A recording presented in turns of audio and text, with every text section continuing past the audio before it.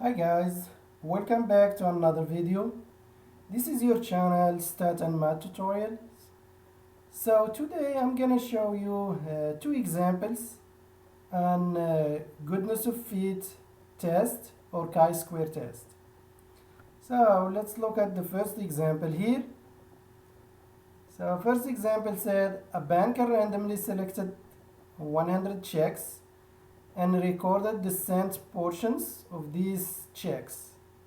So the table below listed this sent portion use 0.05 significant level to test the claim that the four categories are equally likely. So here is the table. So the sent portions on the check. So from 0 cent to 24 cent there is the banker absorbed 59, and between 25 cents and 49 cents the banker absorbed 16 checks, and so forth. So let's start with the null and alternative hypothesis first.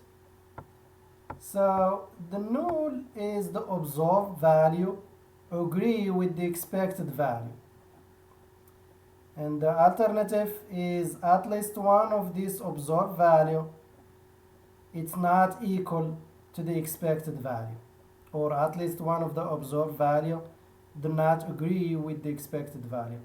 So let's do StatCrunch and find the p-value and chi-square.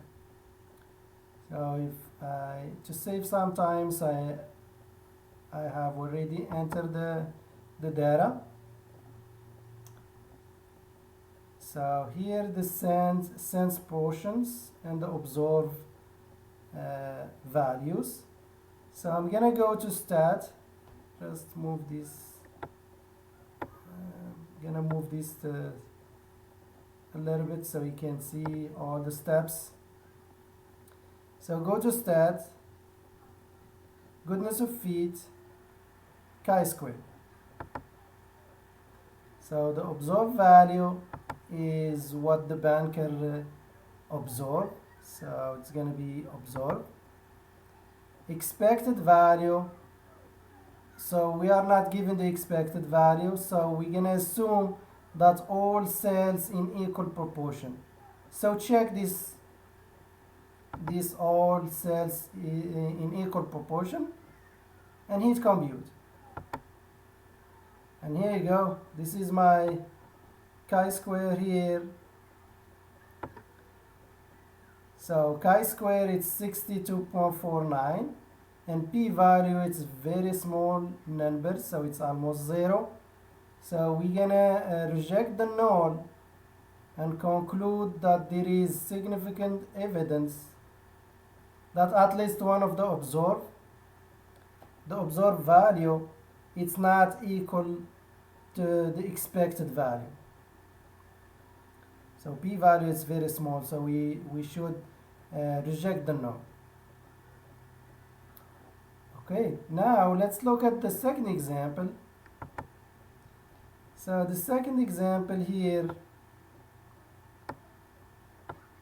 it says the table below listed leading digits of 300 arrival internet traffic times for a computer along with the frequencies of leading digits expected with Benford's law.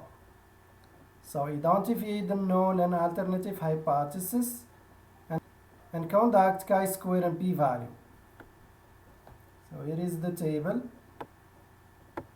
So the leading digits from 1 to 9 and leading digits on inner arrival traffic times. So it's these numbers, and Benford's law is this number. So let's state the null and alternative hypothesis first. So the null it's P1 equals 0.301, P2 it's 0.176, and all the way to P9 equals 0.67. So that should be 67.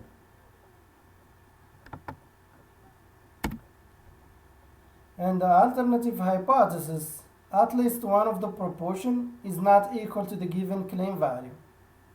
So let's find out and see if we will reject the null or fail to reject the null. So let's close this and go to stat again and do goodness of fit chi-square test. So the observed value, it's the inner arrival leading digits,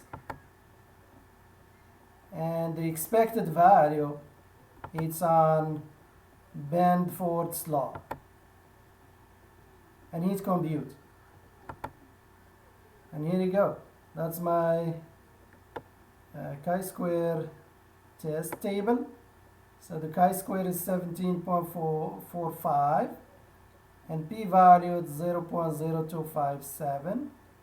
So if we are considering alpha as 0.05, we will reject the null again and conclude that at least one of the proportion it's not equal to the given claim value. So I hope you enjoyed this video. Thanks for watching.